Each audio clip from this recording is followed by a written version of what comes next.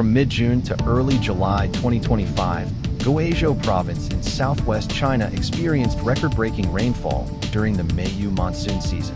Major rivers such as the Qishui exceeded warning levels for the first time since 1953, 24h.com.vn, Reuters.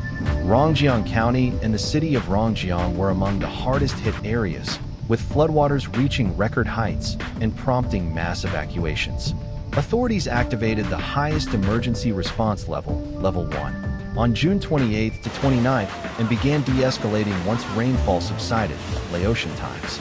At least 6 people died, with some sources reporting up to 9 fatalities, and around 80,000 to 90,000 residents were displaced, Al Jazeera.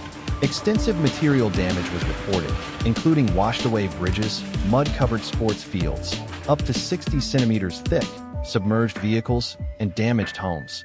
24h.com.vn, Al Jazeera. The central government allocated 200 million yuan, 27 million USD, for recovery efforts, BAL-VN. 2. Flood progression. Initial phase, torrential rains, and the Mayu front. From mid to late June, Guizhou was heavily impacted by the Mayu rain front, an east-west aligned weather system that causes prolonged and intense rainfall from the Yangtze River to southern China. The southwest monsoon brought in large volumes of moisture from the Indian Ocean and Northwest Pacific, clashing with cold air masses from the north to form severe and widespread rain bands. In Rongjiang and surrounding cities, rainfall in just 72 hours exceeded twice the monthly average, putting enormous pressure on rivers and flood control systems. Peak flooding, record water levels. At key hydrological stations, peak river levels reached 256.7 meters, surpassing safe thresholds by more than 2 meters, marking the highest floodwaters since 1954. Authorities forecasted continued high water levels, with expectations of 253.5 meters, still well above danger levels. The Qishui and other rivers in the province saw their highest levels since 1953, Reuters. Mass evacuations and emergency response. Nearly 40,000 people were evacuated from Rongjiang by June 28th, BAL-VN. The total number of displaced people across Guizhou was estimated between 80,000 and 90,000. 7 areas within Rongjiang were placed under emergency evacuation orders. Emergency response coordination between local, provincial, and central authorities was activated at full scale. Aftermath and recovery. As rainfall eased by the morning of June 29th, authorities began transitioning to recovery and cleanup operations. Over 70 pieces of heavy machinery, excavators, bulldozers, and trucks were mobilized to clear mud and debris, rebuild roads and public infrastructure, and assist affected communities. 3. Impact of the flood. Human toll. At least 6 people were confirmed dead, with some reports citing up to 9 fatalities or missing persons. Landslides and infrastructure collapses, including a truck nearly falling off a bridge, highlighted the dangers posed to transportation and rescue personnel. Displacement and community disruption. Tens of thousands of people were left homeless or in temporary shelters, many living in school halls or public buildings. Local sports fields, bridges, and public roads were buried under up to 60 centimeters of mud. One main football stadium was destroyed. Villages such as Yanjiaoyun were completely cut off, with over 600 residents lacking access to food, clean water, or medicine. Economic damage.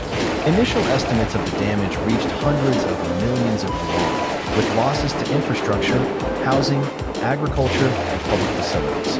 The central government deployed 200 million yuan, 27 million USD, in emergency funds to support recovery and aid. For causes and contributing factors, Mayu season and the southwest monsoon. The prolonged Mayu front combined with the southwest monsoon and cold air from the north created extreme rainfall and flooding. With the soil saturated, further rainfall resulted in flash floods and landslides, especially in mountainous terrain like Guizhou. Climate change. Experts noted that climate change is increasing the intensity and frequency of extreme weather events in China. China is particularly vulnerable due to its high population density and many urban areas lacking resilient flood control systems. Rapid urbanization and weak infrastructure. Many rural and semi-urban areas in Guizhou lack advanced flood defenses or early warning systems. Rapid construction in hilly or flood-prone areas has worsened water runoff and soil instability. 5. Government response and preparedness. From local to national coordination, county and provincial governments quickly activated Level 1 emergency response, mobilizing the military, police, and fire brigades. The central government coordinated financial, material, and human resources to assist on the ground. Evacuation and relief logistics. Tens of thousands of people were safely evacuated to schools, community centers, and higher ground. Drones were deployed to deliver food and supplies to isolated areas like Yangjiayuan village. Communication and public awareness. Emergency flood warnings were widely broadcast on CCTV and through village loudspeakers, mobile alerts, and official channels. However, some mountainous or remote villages reported delays in receiving warnings. 6. Lessons learned and recommendations. Infrastructure reinforcement and flood thresholds. There is a critical need to strengthen riverbanks, dams, bridges, and other infrastructure to withstand heavier floods. Local and regional authorities must update risk maps and simulate extreme flood scenarios.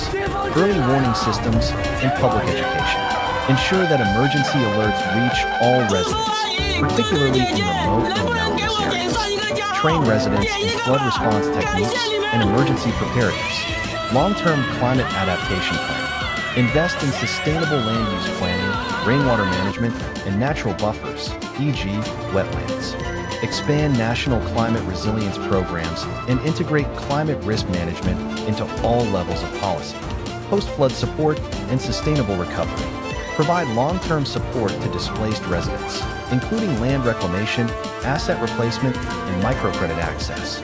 Establish a national flood insurance fund and targeted reconstruction programs.